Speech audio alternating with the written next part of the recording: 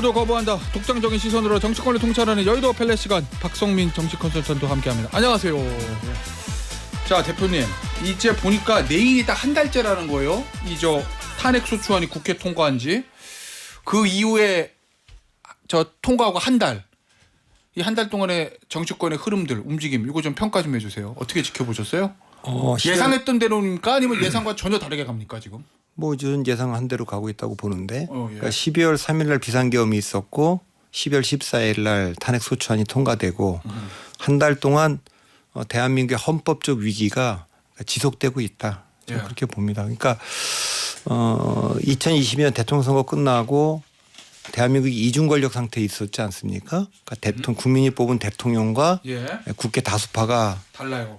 엇갈려서 서로 거부권을 행사하는 그 탄핵과 거부권을 남용하는 비토크라시 상태로 있다가 결국 대통령의 운명은 헌재에 맡겨져 있고 야당 대표 운명은 법원에 맡겨져 있는 상황이고 지금 헌법기관, 권력기관, 수사기관이 서로 다 촛불을 겨누고 있는 검찰, 경찰, 공수처, 경호처 이런 상황이고 법과 제도, 기관, 사람이 전부 다 지금 흔들리고 있는 거니까 이건 뭐 그냥 단순한 좀 민주주의의 위기다 이런 정도를 넘어서서 대한민국 체제를 바치고 있는 근간인 헌법적 위기가 지속되고 있다. 해소되지 않았다. 그렇게 봅니다. 알겠습니다. 자, 여론조사 하나 좀 보죠. 금요일에 한국갤럽 자체 여론조사가 발표됐는데 7일에서 9일 전화조선 인터뷰 방식. 자세한 내용은 중앙선거여론조사 심의위원회 홈페이지 참조하시면 되는데 정당 지지율이요. 국민의힘 34, 민주당 36. 탄핵 이후라고는 생각하기 좀 어려운 지지율 아닙니까? 왜냐하면 대통령이 탄핵되면 집권 여당 지지율은 확 떨어지고 예전에 박근혜 전 대통령 때처럼 제1야당의 지지율 확 오르고 격차가 굉장히 많이 벌어져야 될 것 같은데 지금 붙어 있어요. 이거 결과는 어떻게 평가하세요? 뭐 그건 해석이 좀 다 다를 수 있는데 저는 뭐 한 두 가지로 봅니다. 그러니까 첫째는 상황 자체가 그때하고 좀 달라요. 그러니까 박근혜 대통령 탄핵 당시에는 새누리당 국회의원이 62명이나 찬성표를 던졌고 국회 탄핵 소추위원장이 법사위원장이 그때 권성동 위원이지 않습니까? 그러니까 여야가 다 함께했고 탄핵 찬성 의원 숫자가 234명이나 됩니다. 그래서 국민 여론이 한 85% 이상이 탄핵 찬성 그렇게 갔고 박근혜 대통령 지지율이 뭐 마지막에 뭐 한 자리 숫자까지 떨어졌으니까 그런 상황이고 무엇보다도 중도층이나 보수층 일각에서도 그때 1당과 3당이 민주당과 국민의당이었는데 민주당과 국민의당을 대안 세력으로 봤어요. 이게 정권을 김대중 정부나 노무현 정부를 경험해봤기 때문에 이거 야당으로 넘어가도 된다 이런 생각이 좀 있었고 의석수가 그때는 뭐 민주당이 뭐 123석으로 총선에서 겨우 됐지 않습니까? 그랬기 때문에 국민의당뿐만 아니라 새누리당의 도움이 없으면 탄핵을 할 수도 없는 상황이죠. 지금은 뭐가 다르냐면 상황이 이렇게 된데 민주당의 책임도 크다. 계속 뭐 탄핵을 하고 일방적으로 다수속으로 밀어붙였다. 이런 거에 대한 공동 책임론 이것도 좀 있고요. 개혁신당을 빼더라도 지금 189석 아닙니까? 그 이 압도적 의석과 민주당 대통령의 결합이라는 거는 또 다른 또 두려움의 대상이기도 하고요. 그리고 그래서 어쨌든 지금 민주당과 조국혁신당이 1~3당인데 중도층이나 보수층에서는 그 대안으로 보고 있지는 않죠. 그런 점들이 하나 있고요. 그 상황 자체가 좀 다른 게 하나 있고 두 번째는 저는 약간의 과표집도 있을 수 있다고 봅니다. 과표집이라는 건 큰 사건이 터져갖고 여론이 출렁출렁거릴 때 우리 번지점프 하면 뛰어내리면은 바로 내려오는 게 아니라 몇 번 그 출렁출렁 하지 않습니까? 이제 그럴 때는 구간마다 조금 진보층이 많이 잡힐 때도 있고 보수층이 많이 잡힐 때도 있습니다. 예컨대 비상계엄이 선포가 됐어요. 충격을 받았을 거 아닙니까 국민들이. 그리고 그 다음 주에 막 여론조사를 한다고 칩시다. 뭐 계엄에 찬성하냐 반대하느냐 탄핵에 찬성하느냐 반대하느냐 이런 조사를 했다고 칩시다. 그러면 누가 제일 먼저 빠져나가겠습니까 여론조사에서. 그럼 보수층이죠. 그렇겠죠. 찍었던 그 보수층이 이 상황이 자기도 납득할 수 없고 부끄럽다. 예. 이러니까 그러면 이제 진보의 가표집이 좀 상대적으로 일어날 거 아닙니까? 근데 지금은 그 뒤에 뭐 연쇄 탄핵도 한덕수 권한대행에 대한 탄핵도 있고 공수처가 수사권 있냐 없냐 그것도 정리하지 않은 채로 예. 일방적으로 지금 그 체포영장을 지금 집행하려고 한다. 예. 뭐 이런 것들에 대해서 보수층이 좀 결집을 하죠. 그렇게 보면 좀 전에 말씀하신 갤럽 조사를 보면 예. 계엄 직후에 있었던 그 여론조사와 바로 지난주 금요일 날 발표했던 걸 비교해 보시면 예. 쭉 내려가시면 주관적으로 자기가 보수라고 대답하는 분들 예. 그게 꽤 많이 차이 납니다. 그러니까 더 그때는 들었다는 거죠 지금. 그렇죠. 그러니까 예. 그때 당시는 뭐 예를 들면 한 200 몇십 명이었다면 지금 300 몇십 명으로 늘어났기 때문에 예. 지금처럼 이렇게 출렁일 때는 조금 그걸 감안하셔서 보셔야 된다. 그리고 여론조사 얘기가 나온 김에 몇 가지 제가 수정해 드리면 예. 언론에 보다 보면 이런 편들이 자꾸만 있어요. 어떤 거요? 비상계엄 전보다도 윤석열 대통령의 지지율이 올랐다. 예. 그 표현은 적절하지 않은 표현입니다. 왜냐하면 왜요? 비상계엄 전에는 예. 직무수행 평가를 한 겁니다. 윤석열 대통령이 대통령으로서 국정수행, 그 직무수행을 잘하고 있냐 못하고 있느냐 예. 이걸 물어본 거예요. 그러니까 윤석열 대통령 한 사람을 놓고 절대평가를 한 겁니다. 그러면 뭐 지난 대통령 선거 때 윤석열 대통령을 찍었고 이재명을 안 싫어하는 사람도 대통령 잘 못하고 있어요. 이렇게 응답할 수가 있고 예. 그 지지율은 계속 떨어져 갖고 10%대에 있었던 거 아닙니까? 예. 근데 지금 묻는 윤석열 대통령을 지지하십니까? 이 얘기는 윤석열 대통령의 주장에 동의하십니까? 예, 그러니까 어떻게 보면 윤석열 대통령으로 상징되는 그 진영의 주장. 예. 그러면 상대적으로 이재명 대표가 주장하는 그 주장을 예. 상대적으로 놓고 어느 쪽 주장에 더 동의하십니까를 묻는 거랑 비슷한 거여서 그건 당연히 그 결집도가 높고요. 올라가 있죠. 그건 상대평가입니다. 그다음에 이 구간에서는 정당 지지율은 크게 의미가 없습니다. 이제 지금요? 앞으로 이제 조기 대선 국면 이건 우리가 총선 국면 때도 여러 번 얘기를 했고 했는데 예. 이 국면에 들어오게 되면 거의 그 정당 지지율은 의미가 없고 예. 대선 구도에 대한 조사가 MBS가 지난주부터 발표를 했더라고요. 정권 재창출 그렇죠. 예. 그것도 제가 수도 없이 말씀을 여기서 드렸는데 예. 이른바 박성민 가설로 35대 55. 예. 그러니까 정권 재창출에 동의하는 여론이 35% 미치고 예. 정권 교체에 동의하는 여론이 37%를 넘으면 예. 그거는 정권 교체가 되는 것인데 예. 지난주에 이제 정권 교체 지지율이 53, 예. 정권 재창출 여론이 37. 예. 물론 이제 보수 가표집이 약간 있는 관계니까 양쪽 다 그걸 갖다 긍정적으로 해석할 일은 아니고 조금 보수적으로 해석해야 될 텐데 예. 요 데이터가 중요하고요. 그다음에 또 어떤 데이터를 보실 필요 없냐면 대선 후보 지지율 조사를 쭉 할 때 이재명부터 뭐 홍준표부터 뭐 오세훈, 김문수 쫙 한동안 쭉 늘어놓고 예. 그 조사는 전혀 볼 필요가 없습니다. 왜요? 아무것도 보여주는 게 아닙니다. 그 조사를 왜 하는지 모르겠어요. 제가 조사기관들한테 이 조사 왜 하냐. 미국에는 예를 들면은 민주당 내의 조사 따로 공화당 따로 그리고 양쪽의 주요 주자들을 가상대결 붙이죠. 예. 그러니까 실제로 지금부터 대선을 읽어보려면 아까 정당 지지율이라든가 아니면 쭉 여야를 섞어서 물어보는 조사는 볼 필요가 없고 대선 구도에 대한 조사를 보시고 그다음에 여야 유력 후보의 가상대결을 보시면 됩니다. 이재명 대 홍준표, 이재명 대 오세훈, 이재명 대 한동훈 뭐 이렇게. 그렇게 보면 됩니다. 지금 그 구간에 이미 들어와 있습니다. 예. 자, 최근 여론조사 하나 말씀드릴게요. 방금 나왔어요. 리얼미터 조사. 에너지경제신문 의뢰로 리얼미터가 9일에서 10일 유무선 자동응답 방식으로 조사한 건데 최근에 나왔던 갤럽이나 MBS하고 유사합니다. 흐름은. 정당 지지율 민주당은 3% 하락했고 국민의힘은 6.4 민주당은 3%포인트 하락, 국민의힘은 6.4%포인트 상승이어서 결론은 민주당 42.2, 국민의힘 40.8. 역시 갤럽과 비슷하게 붙어 있고. 자, 그리고 앞서 MBS 말씀하셨잖아요. 55대 35 박성민 가설. 그거에 맞춰보면 야권에 의한 정권 교체를 택한 응답자는 52.9. 집권 여당의 정권 연장은 41.2. 이렇게 돼 있습니다. 아직 그 55대 35 구간에 들어와 있진 않아요. 정권 교체로는 55보다 조금 낮고 정권 연장로는 35보다 조금 더 나왔으니까. 물론 이제 예. 이 조사는 리얼미터 조사도 마찬가지겠습니다만 지금은 그 계엄 직후보다는 확실히 보수층이 좀 더 결집해서 응답하고 있는 것으로 보여요. 지금은, 예, 예. 그래서 이거는 과표집이라고 제가 보는 게 기억이 나실지 모르지만 총선 때 예. 한동훈 비대위원장이 들어오고 나서 아하. 공천이 시작됐을 때 예. 처음에 그 국민의힘은 공천이 무난하게 진행이 됐어요. 반면에 그 민주당은 시끄럽게 비명 행사 이렇게 돼서 야 이거 되겠나?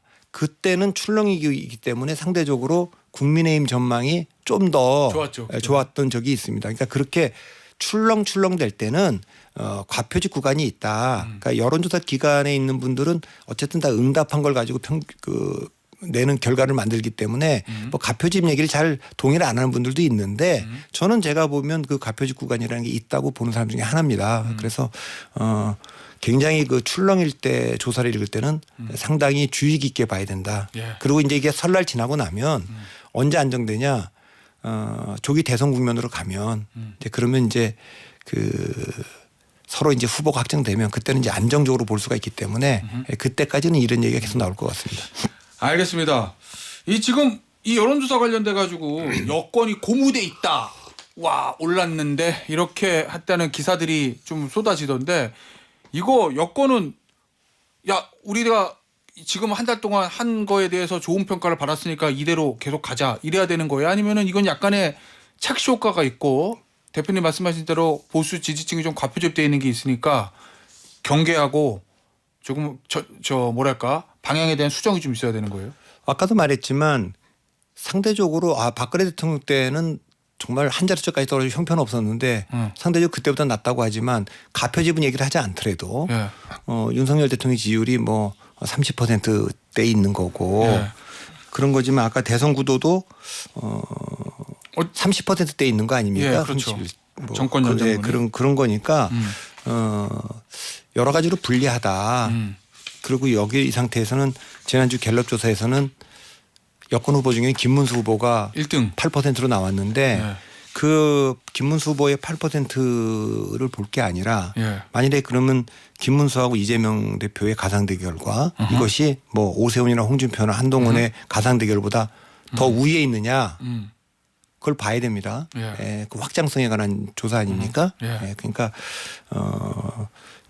확실히 국민의힘 노선에는 자유우파 결집론과 중도 외연 확장론이 있는 것인데 저는 뭐 제가 캠페인 전문가로서 늘 얘기하지만 중도 외연 확장론이 예. 무조건 옳고 검증됐고 그렇습니다. 자유우파 예. 결집론은 그는 예. 스스로 좁히는 거고 패배하는 길입니다. 그 판단은 뭐 국민의힘이 할 일이고 예. 그렇지만 제가 이제 전문가로서 그 문제는 분명히 제가 말씀드릴 수 있는 거니까 이 지금 나오는 숫자를 가지고 긍정적으로 해석하면 안 되죠. 지금 그러면 국민의힘은 대표님 보시기에는 중도 외연 확장론보다는 자유우파 결집론으로 가고 있다. 현재 단계에서는 그렇게 판단하시는 그렇죠. 거죠. 예, 그거는 이제 두 가지 때문에 그렇습니다. 그거 일단 그 역학관계 자체가 예.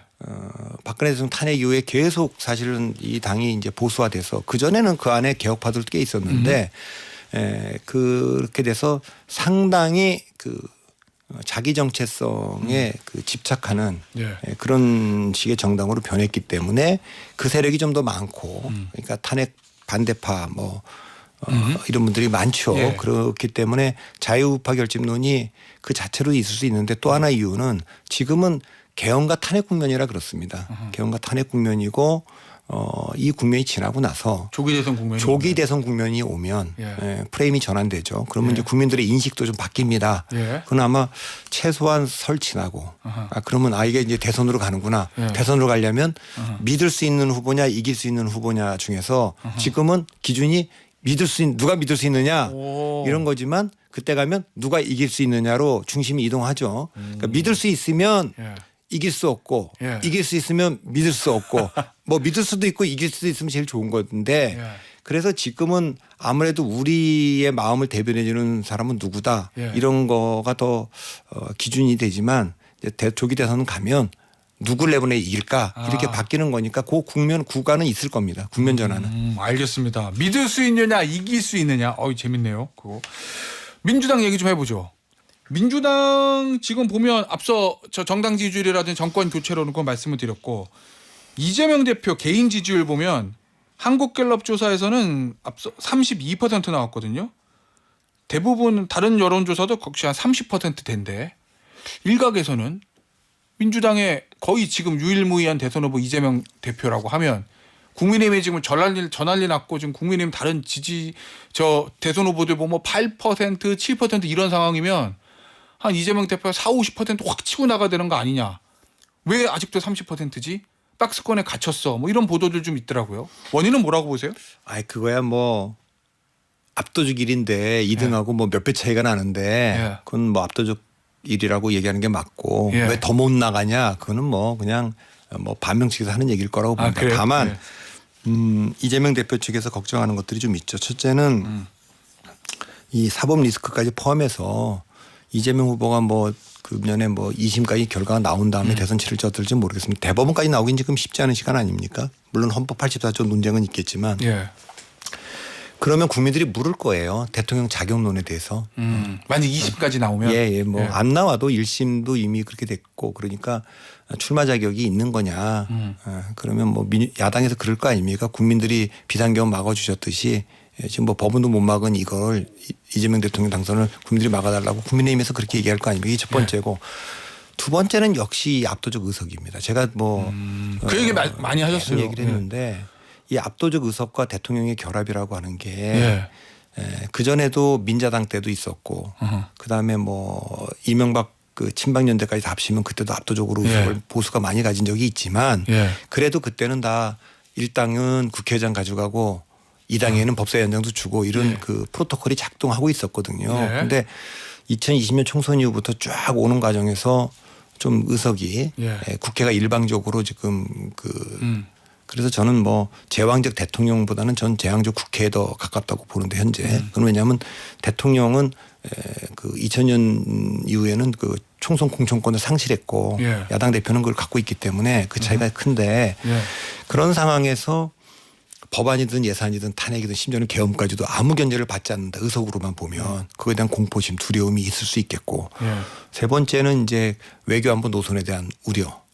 그게 국기에 부합하냐. 네 번째는 역시 1년 뒤에 지방선거가 있는데 비주류들 반명 비명들이 야 이거 지금 이재명 대통령 되면 공간이 있겠냐. 지난 총선 때 보지 않았냐. 이런 것들이 조기 대선이 오면 이재명 후보, 이재명 대표 측에서는 아무래도 신경 쓰이겠죠. 이게 중도 외연 확장이 되는 거냐 우리가. 물론 그거는 이제 그 뒤에 구도가 또 뭐 영향을 미칠 테니까 여러 가지가 있겠지만 그런 것들이 2심까지 좀 그 당선 무효용이 나오면 민주당도 뭐 후보 교체론부터 해서 좀 시끄럽게 되겠죠. 아니 일부 언론들에서는 보니까 박찬대 원내대표 책임론을 좀 제기하는 것 같기도 하더라고요. 그러니까 전략도 협상도 없이 그냥 강하게 밀어붙이기만 한다. 그래서 오히려 중도층의 마음을 잃었다. 역풍이 부는 거 아니냐. 이런 일부 언론의 평가도 있던데 어떻습니까? 그 저도 평가에? 그건 뭐 그렇게 동의합니다. 그러니까 지난번에 우리가 뭐 국민의힘 일각에서 어느 나라가 대통령 탄핵을 이렇게 빨리 하냐. 12월 3일 날 했는데 7일 날 표결했고 그 1차는 부결됐고 그 다음 주에 된 거니까. 근데 그때는 다른 게 아니라 이게 계엄 상황이지 않습니까? 2차 계엄이 있을 수 있다 그러니까 하루라도 빨리 직무정리해야 된다. 그런 것 때문에 한 거지만 그 다음엔 저는 계속 헌법적 절차를 철저히 제가 여당에다 주문하는 거는 대통령도 헌법 아래에 있다. 대통령도 헌법을 어기면 탄핵되고 구속될 수 있다. 야당은 헌법적 절차를 철저히 지켜달라는 겁니다. 근데 그 탄핵 사유도 넣었다 뺐다. 특히 이제 한덕수 권한대행에 대한 탄핵 의결 정족수가 150인지 200인지 그냥 국회가 일방적으로 선언하고 한 거 아닙니까? 그게 악수였다는 말씀이시죠? 그건 저는 그렇게까지 할 일이 있냐. 그 뒤에도 지금 뭐 권한쟁의 심판으로 가 있는데 뭐 그렇게 하고 그 다음에 지금 공수처가 수사권이 지금 있느냐 없느냐. 지금 직권남용으로 들어가고 수사를 하겠다는 거 아닙니까?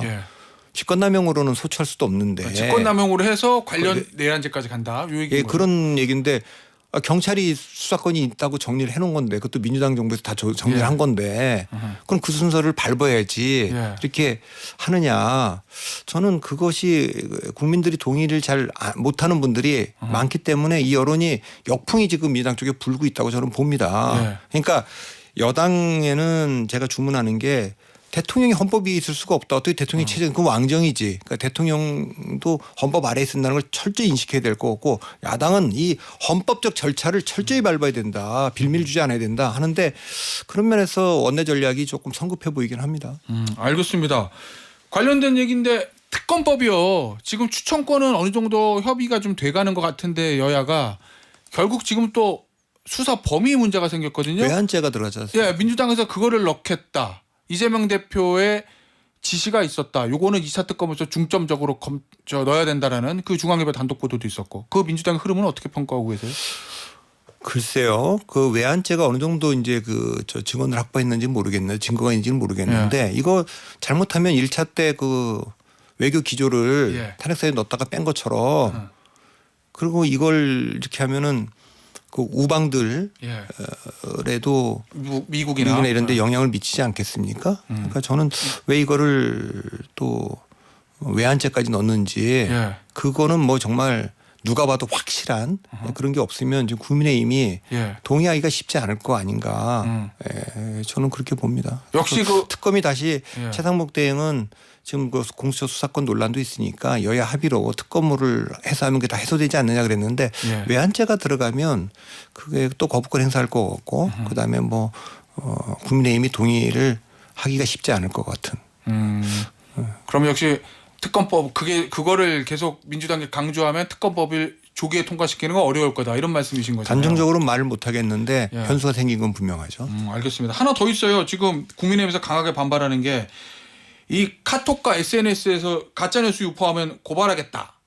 뭐 국민의힘에서는 카톡 계엄이냐 이렇게까지 반발하고 있는데 그건 어떻게 보세요? 글쎄 뭐 어디를 강조하느냐에 따라 좀 다를 텐데 그 일반인들도 그 퍼나르는 거를 진짜 처벌하자고 한 거면 그건 좀 너무 나간 것 같고 그게 아니라 이제 좀 조직적으로 이걸 선동하는 거에 대해서 좀 처벌이 불가피한 거 아니냐. 아마 그거는 이제 뭐 보수 유튜버들을 겨냥한 것 같은데 뭐 그런 거는 잘 모르겠지만 어쨌든 일반 제가 그냥 들었을 때는 일반인들까지도 포함하는 걸로 처벌을 그렇게 제가 그 보도를 본 것 같아서 그건 좀 지나친 것 같습니다. 역시 뭐 이러면 이 카톡 문제라든지 특검법 요것도 역시 앞서 말씀하셨던 박찬대 원내대표의 협상 전략 전술 이거하고 좀 맥이 다 있다고 보세요? 박찬대 원내대표가 직접 무슨 관여됐는지는 잘 모르겠습니다. 그러니까 전반적인 민주당의 흐름 그러면? 예, 그렇죠. 그 원내 전략이 조금 조급해 보이고 그 과정에서 뭔가 그 절차적으로 빌미를 주고 있는 건 분명해 보입니다. 알겠습니다.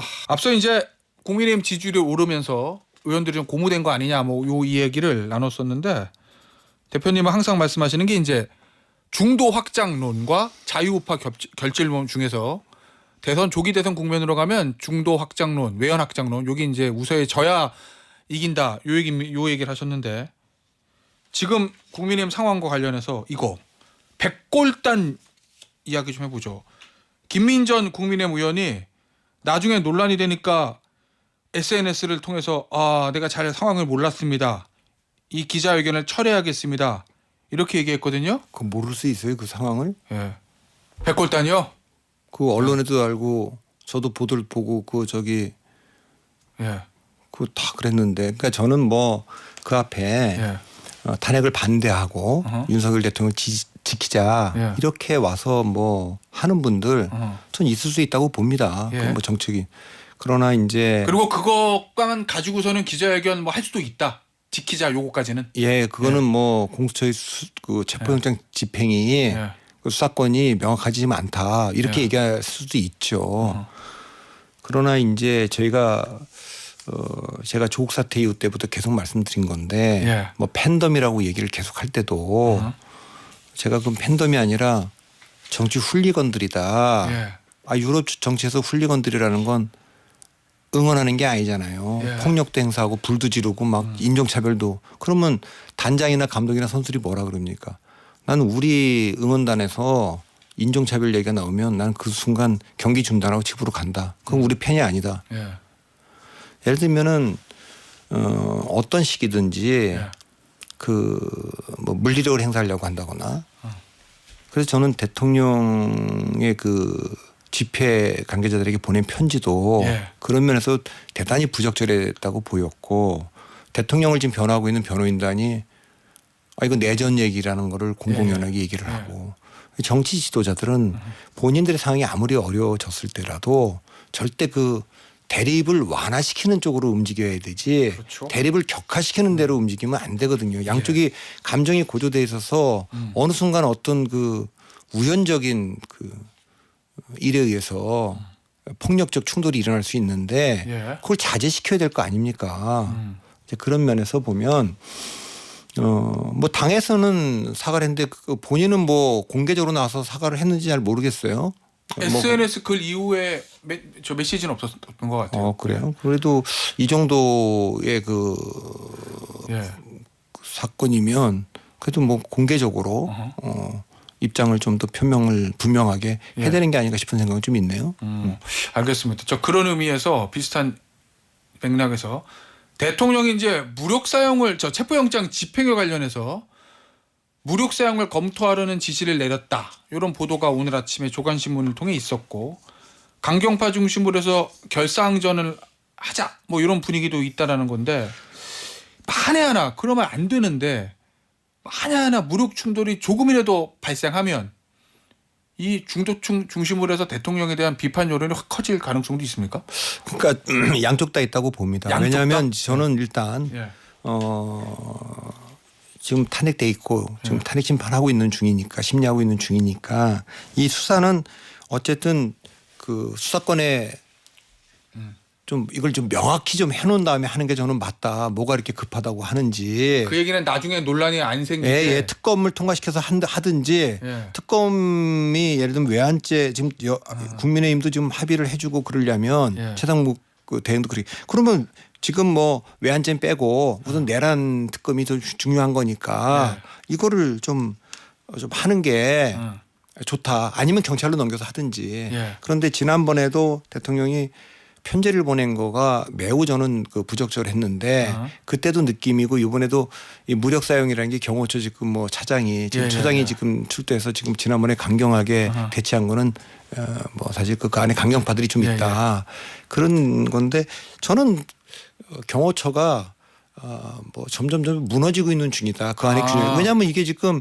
내란 혐의 피의자 체포영장이 발부가 된 건데 어쨌든 그거를 막을 수가 있겠어요? 시간이 가면 갈수록. 그러니까 이 강경한 그 편지가 나온다든가 강경한 메시지가 나오는 것일수록 저는 안에는 약간 자포자기 그런 거라고 봅니다. 시간이 가면 갈수록 그거는 쉽지 않아 보이는데 그 경호처도 그렇고 대통령도 그렇고 또 이 수사기관도 그렇고 가장 중요한 건 최상목 대행도 얘기했지만 물리적 충돌이 없도록 그렇죠. 해야 된다.